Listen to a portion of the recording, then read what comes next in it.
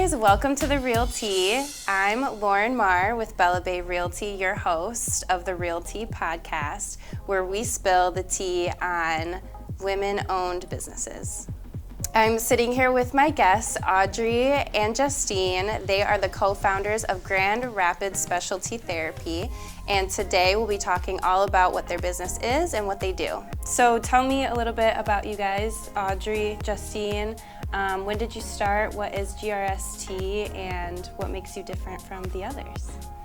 That's a lot of questions. Yeah. So I'll go, then you want to go? Okay, so I probably won't remember all those questions. That's okay. But GRST stands for Grand Rapids Specialty Therapy. So we are an outpatient mental health therapy group that specializes in sexual health and wellness. Okay. And so what makes us pretty unique from other therapy practices out there are a couple different things. One of the things is the way that we structure our business model.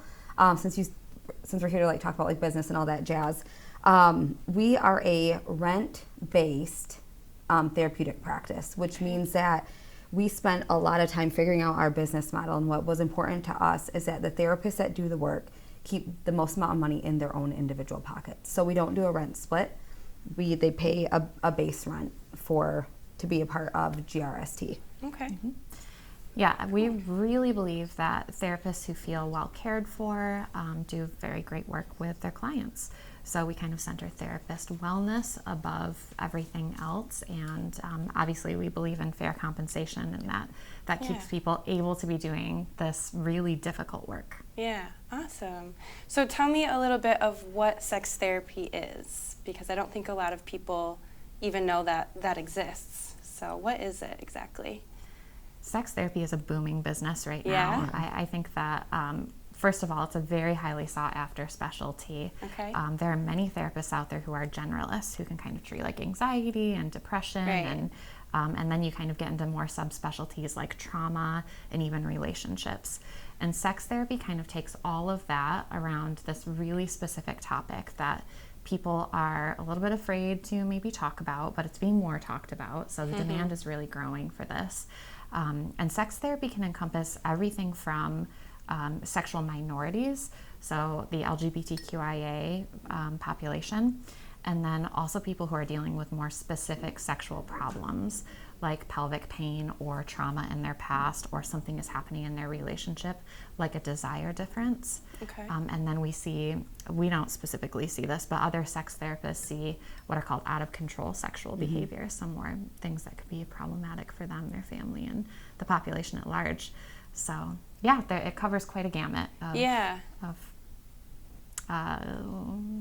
difficulties. Yeah. So not just the act of sex, right? It's Right. more of the health and development of your sexual development, you would say, or am I saying that, describing I mean, that I well? think that's absolutely what it is. I Okay. think sometimes it's easier to describe it what it's not, without putting it in a box. So it's definitely not in a box. But Yeah. I think when people hear the word sex therapy, they're like, "Oh, you do what?" And it's Yeah. no, it's not Meet the Fockers, right? We're not gathering all these people in the room and having them try different positions and pointing it out. It's, Yeah. right? It's therapy, Okay. right? So we're not touching you. Yeah. We're definitely not maybe a handshake when they first walk in the office, but there's no touching, right? It's very therapeutic. It's your story. It's organically who you are as a sexual being, and where are you in this kind of journey and walk of life is kind of what we're here to help with, and all those things that Justine named. Yeah. We don't differentiate the sexual self from other parts of the self. Yeah.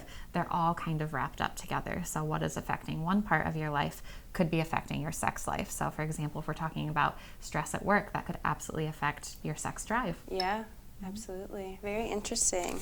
Okay. And what would you say is what is your why behind this? How did you get started? Why did you get started? When did you get started?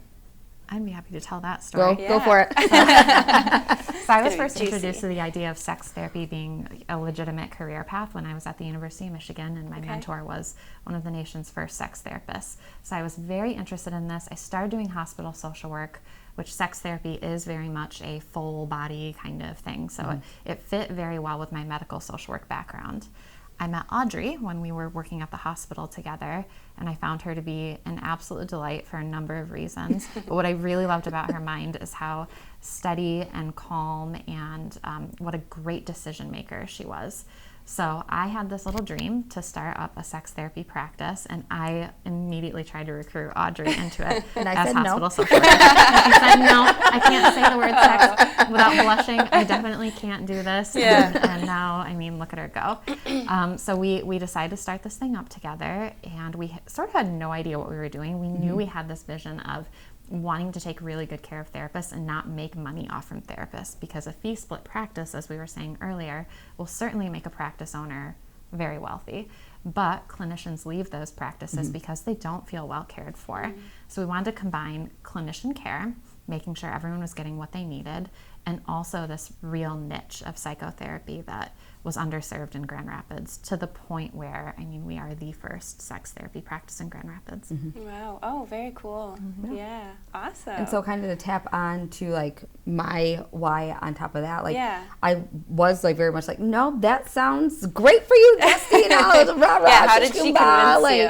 I think it just over time, it just like, after that, like it got more in my brain of like, I'm working on this neurological floor in this hospital, Okay. and no one's asking about sexual functioning. And I'm getting asked, like, you know, people that have back surgeries or different aspects of that, like, will I ever have an erection again? Or what if I can't move during sex? And I'm sitting there like, I actually don't know. Yeah. And why is there such a gap? So like, for me, it was more of like, let's fill this gap. Like, what good can we do by like making sex like not a bad word, right? Like it's all encompassing. It's in every part of everyone's lives. And so for me, like that why was really to like stomp out that stigma of sexual health, especially in West Michigan. And also partnered with the like working in a place and with people that you truly feel heard and valued and not judged is really like what we are going for within the ambiance and the environment of Grand Rapids Specialty Therapy. So to make that is so important also. Yeah. So that's really like the why Absolutely. behind kind of what we do, I think. Very cool. Or at least why I do it. Yeah. Very cool. Do you feel, can I ask you, are most of your clients men or women? Are they about equal, or do you see one more over the other? I would Do you feel actually like say there's in a our gap? practice we see mostly women and couples, Okay. but there are some men who come through, and there are people who specifically want to work with men. We work with a lot of female trauma survivors or female Okay. identified trauma survivors. So being that men are most often the perpetrators of sexual violence, it can be a little bit difficult to have a practice that's focused on men. And honestly, men can walk into pretty much any psychotherapy practice and feel really safe and at home, whereas women and also sexual minorities can't just walk into any therapy practice. So we certainly see men. We don't turn men away. We refer men out sometimes if we don't have the appropriate services for them. But yeah, we do see mostly women and couples at our practice. And why do you have an idea of why maybe there's that gap? I know you said that men typically might feel a little bit more comfortable as opposed to women or minority women. Would you say why would you say that is? Which gap are you talking about? When you said that you typically see more women, more couples, more, I think you said minority women, because men typically feel a little bit more comfortable versus like women and minority women who might not. Is it just different experiences or things that you think that why they wouldn't feel as comfortable? Well, I think what I mean by that is that generally most spaces in the world that we are in right now are very comfortable for people who are a part of the majority, and for men, honestly, they can kind of walk into any space, or if you're not a sexual minority. So if you are a straight white man, this world has open doors for you. But there are very few places that are designed just for women and just for sexual minorities. Yeah. So although we do not turn away anybody necessarily unless we have services or we can't provide services that are appropriate, we absolutely highlight that this is a space where as women, minorities, and sexual minorities, you can come through the door and feel absolutely safe, at peace, at home, heard, understood, and welcomed. Yeah, I love that. And I think it's the aspect of like sexual health as being our specialty for every therapist that calls GRST home. Like, right, if you're a cis white man and you walk into this space, or, you know, black man, or any type of like man, right? Like trans man, right? Like, we will love you and work with you, obviously. Like, and I think what's really important is that we really try to focus on that gap, right? On the fact that there are tons of generalized therapists, especially here in West Michigan, that if you're searching for anxiety, depression, even trauma, right? Like, there are a lot of other therapists that can meet your need. So if you are reaching out for a specific sexual need, let's say erectile dysfunction or something, then we are the place for you, because we are highly trained in that. But we try to really make sure that that space is all encompassing and safe for everybody that shows up in it. Yeah, okay. Yeah, that makes sense. That's awesome. We're passionate about it too. So I can we'll get tell. on all the soapboxes. That's good. What would you say has been your biggest learning experience since starting your journey? COVID? I would certainly say that COVID was a special challenge for us as business owners. It was for many business owners. For therapists who are typically in person with clients and in an office space where you have that kind of support from your coworkers, it was a really big shift for us to make. So there were a couple of things that we did. One is that we had to learn really quickly what our legal rights were as tenants. And there was a big learning curve. We definitely had a lot of things to do around that. We suddenly had office space that was being unused that we were paying for. Okay. So as business owners, really special challenge. Yeah. And then our therapists, they needed care. They wanted their community. And there wasn't a ton that we could do when we were so isolated, but we would do things like deliver flowers and meals and text frequently. Oh, nice. And going forward, we were really able to solidify that this is very important for us to do our work. Being apart made us realize how much being together and being in room with clients was something that was helpful for our work. So now we do things like happy hours, where we all get cocktails or mocktails together. We meet frequently about cases, and we're much more community focused and therapist care focused. Okay. Mm-hmm. And it really helped us solidify like how we make decisions, like when we're faced with the bumps in the roads or like issues or problems. And I think that we've been able to really come together and take all the dust that's everywhere and really be like, okay, what is the right next best step? Yep. The right next best step for GRST, right? Because it can be different if we're looking at it as like, what's the right next step for me, or what's the right next step for Justine. But like, as we're running the business, like, what is the right next best step without getting caught up with all the dust? So I think that was a learning curve that we got to do also, because it was about like 6 months of just a whole lot of what is going on. Doing? And and it's like, okay, like, and we will do this and we'll do this and what's this and what's that. And so we were able to learn through that, feeling like it was rapid fire, issue after issue after issue, creating as you go, to now it's like, all right, like, what is this? Okay, let's do that. And I feel like we are able to stay really grounded as business owners together and that stuff. So.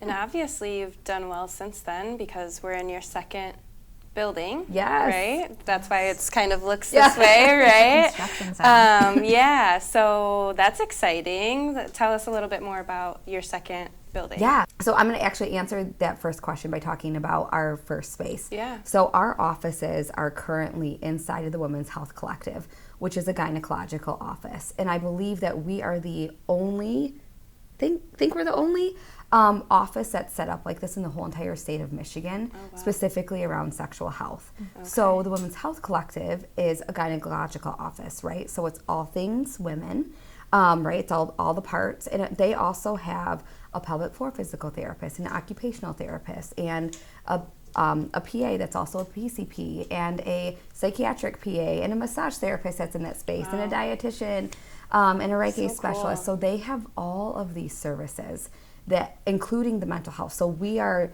joined at the hip regarding the collaboration. So that's our first location, right? And that's how we do sexual health, which really sets us apart, is it's for our clients that would benefit from that. It's really an interdisciplinary model.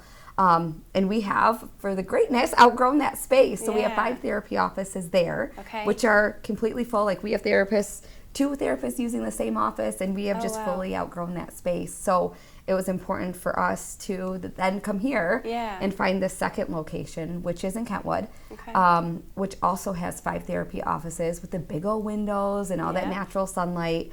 And we just thought like the timing and the location was a perfect time for us to start growing. Yeah, awesome. Super exciting. Anything else you want to add on that? No. Very exciting. Well, I'm going to take this a little bit of a different direction here.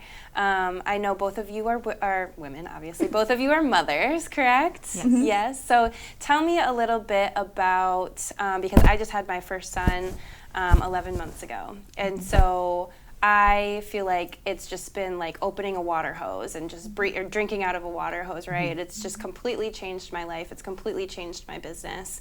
And I have so much more appreciation than I already did for women, especially women entrepreneurs. And I would just love to know how you guys as mothers handle entrepreneurship, owning your own business, and being a motherhood. How do you avoid getting bogged down by the mental load of owning your own business and also the mental load of being a mother? Do you have any advice for us like new moms? Mm-hmm. Well, I tend to think as a very hardcore feminist. I wear that badge proudly. I think that women are very well suited and maybe more optimally than a male brain to run our businesses. Yeah. We are better with money. We are better at logistics. I mean, and I'm talking statistically, not as individuals necessarily, because everyone knows I'm not good with money. But that's my strong suit. That's why I have my better half here. But yeah, I think that we are very good at adaptability, mm-hmm. such as, like what we had to do with COVID. Yeah, where absolutely. We tend to be a little bit more emotionally intelligent. Mm-hmm. So dealing with the people in our practice, our clinicians who work with us in a way that maybe typically men would not. Okay. And yeah, I think that overall we're real good at it. And yeah. also, I think we are beyond the years of believing that women have to do it all. Mm-hmm. I think that it's a collaborative with our partners, with our friends, and in community. And if there's anything that I've learned, it's to utilize my community. Mm-hmm. Yeah. And many times that is other women, but also I think it's having and choosing partners who are more equal partners. And I think yeah. that makes all the difference. Mm-hmm. Absolutely. And I think you do get bogged down. I'll speak personally. It's unavoidable. Yeah, right? I get bogged down with all the things. It's like, what kid has practice when, and oh shoot, whose insurance claim got denied, and who's my next client, and do we have milk? Right. There are some times where your brain is wandering. I'm sitting in a therapy session where I'm so invested, and yet my brain will be like, the leaves will move, and I'll be like, oh, did I order groceries? And Audrey, stay focused here. Yeah. So I think that it's all about just weaving all the parts of your lives together. At least this is what I have learned. And mm-hmm. I came from the mindset, especially coming from the hospital, as my work is there, my life is here. So I came very from separate. Yes, right? I came from a highly compartmentalized. I would see a billboard on the side of the road, and I'd be like, done thinking about that stress. It's on to home. Yeah. And being an entrepreneur, you can't do that. There's no office hours. No, and so for me, that was the biggest thing that I learned is really that integration and that compromise. My kids come to office meetings and they'll sit in the office, and the awesome. People in the staff know, obviously they're never coming to a therapy session. They're a big no-no, right? But they're coming and they've come to this space and mm-hmm. they came to other spaces and they help move stuff. And it's just I never talk about clients at home, right? Because that'd be a major HIPAA violation. But I'm talking about different brainstorming ideas or books that I want. And I'm either talking right to my husband or to them. I'm like, what do you think about this? And, if you were really stressed out and your heart's pounding, if you moved like this, how would that make you feel? And so it really is tying so cool. everything together, and you just kind of learn as you go. Yeah. I think that's the biggest piece of advice that I have is learn as you go, and don't be afraid to change stuff up if it's not working. Yeah. Boundaries are imperative. Yeah. Turn off your phone, set limits. You don't have to be 24/7 to everybody at all times. Turn it off. Yeah. Fridays absolutely. I don't do much therapy or GRST work at all. Uh-huh. That's my down day. Yeah. Unless the office is burning. Right. Or Justine calls. I'll answer that one. Absolutely. Building those boundaries that are important too. I think before my son, I really didn't have any boundaries. My whole life consisted of real estate. I'd eat, breathe, and sleep real estate. Mm-hmm. And then I had my son, and it was okay, this is no longer obtainable. And I kind of dropped the idea of like a professional woman doesn't bring her kids to work with her, right? And now my son, I just had to let go of that, because it's like if you have to be able to juggle those things. And I joke now that my son's going to be a real estate mogul because he's already been on like 6 showings and he's like showing houses. He will with be. Me. He will be. So I love hearing that you bring your kids to work and you're able to sort of integrate that, and they're also learning, right, what you do and kind of see how you're doing things. So I think that's so cool. We joke that one of her kids and one of my kids will maybe take over GRC someday because they've seen it grown from where it was like an idea. Yeah. I mean, our youngest was what, like 6 months old? Yeah. I'm looking at you like, Our son. right? Like, how old was she? Was little. Yeah, like we both had itty bitties Yeah. like when it started. So Okay, cool. they've seen it. Same as your little guy, right? Yeah. Like, he sees your business grow from like birth to getting massive. Yeah. Like, I remember when Mom did this. Like, It's so fun. And I think that's such a unique thing about women in business too, is I feel like more often see women in business with their kids as opposed to the men that are in business. At least I personally. I don't know about your own personal experiences, but Yeah, and we're hoping that continues to shift. Yeah. And we know that with millennials, that is actually a huge shift that we're seeing. We're seeing all parents are involved instead of moms expecting to be girl bossing it and also being everything at home. I think that it's a really nice thing to realize that I can't do it all and I can't be it all, and that is 100% okay, because we have a whole other half of the population that's 100% capable of doing everything that was once considered women's labor. And on the other side of that, we can absolutely do everything that was once considered more of like a male space. yeah, that's a good point. What would you say has been your biggest lesson that you've learned in motherhood that you've been able to translate into entrepreneurship? I would say how to handle a temper tantrum. Yeah. Sometimes they're my own. Sometimes they're people who I work with. That's sometimes huge. Sometimes it's Never me. patience. It's never Audrey, of course. But no, I think that there are all kinds of ways that people today, I always say it's like throwing an adult temper tantrum. It's a protest behavior. I don't like change. I don't like that this is happening, and how to manage those emotions and having emotional intelligence from being a parent, and having to manage someone's emotions that seem completely irrational and really out of hand. So that is definitely a huge skill. Being a mom, there's very little that I feel afraid of when it comes to emotions, especially having a teenage daughter. Oh gosh, yeah, that is scary. Nothing scarier than that. yeah. As you were like, right before you said the temper tantrums, which is like spot on, I was thinking like, it's for me, one of the biggest challenges really was like thinking that I always had to do everything right. And then like when I didn't know, then I'd have my own little like internal temper tantrum. Like we like to call those anxiety attacks, right? Like, but like, what is going on? Why isn't this working? And da da da da da da. And right, it comes out different ways. But like, you don't know anything about being a mom, right? Like, it's not like kids come. Okay, so 2 of our kids legit they were NICU babes, so they did come home with a manual, a little bit about like this is when you have to feed them, and this is what you're looking for, and this is like this is if this sound goes off, this is what this means, and this is what you have to do. Yeah. Like our daughter didn't come home with any of that. Yeah. But like, you don't know what you're doing at all. It's like they're like, oh, you'll know why this cry. That's a load of baloney. Like you're not gonna know what that cry means, and it's like. And you don't do it right. Yeah. But you figure it out. It doesn't feel like you're doing it right, but you actually are. And so for me, it was like really being able to let that go and learning how to like live in the moment. And so I view a lot of like, you learn how to be a mom and you learn how to transition, and every stage is so different, right? Like, it's like, oh, just when they learn how to walk, and then it's like, oh, now they're in 4th grade. Now they're in 4th grade, and they are walking and talking a lot, like right back at you. Like, I am looking so forward to those teenage years. But right, it's like same thing with the business. Yeah. Every stage has a different type of learning, so it's just like letting the perfectionism of it go and just learning how to be inward about what's going on here. Yeah. How do I handle here? So that I can show up better over here, over there, I guess. So, that's a very long-winded answer to adult temper tantrums. Yeah, that was great.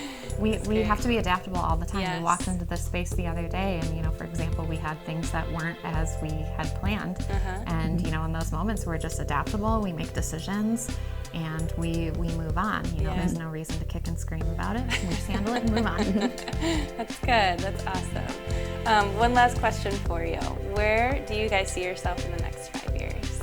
Total world domination. Yes, taking over with sex therapy. Yeah, well, our hope is to be the largest, like the hub of the state for sex therapists. And that's not just for people coming in and practicing. This is for education as well. So we're starting to take on interns now, which is really exciting. Cool. But we want to be the place that people think of in the state when they're looking for a sex therapist.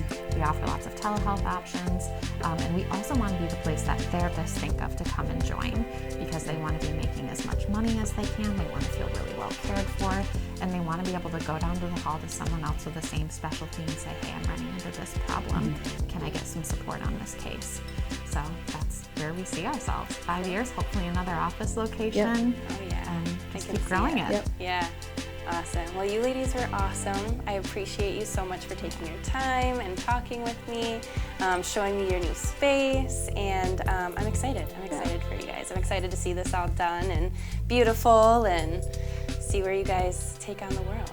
Thanks, Lauren. Yeah. Thank you, Lauren. And we'll have to have you back when it doesn't look like, you know, a construction zone. I would love that. I mean, this is great, but wait till It'll next be week. better. Yeah.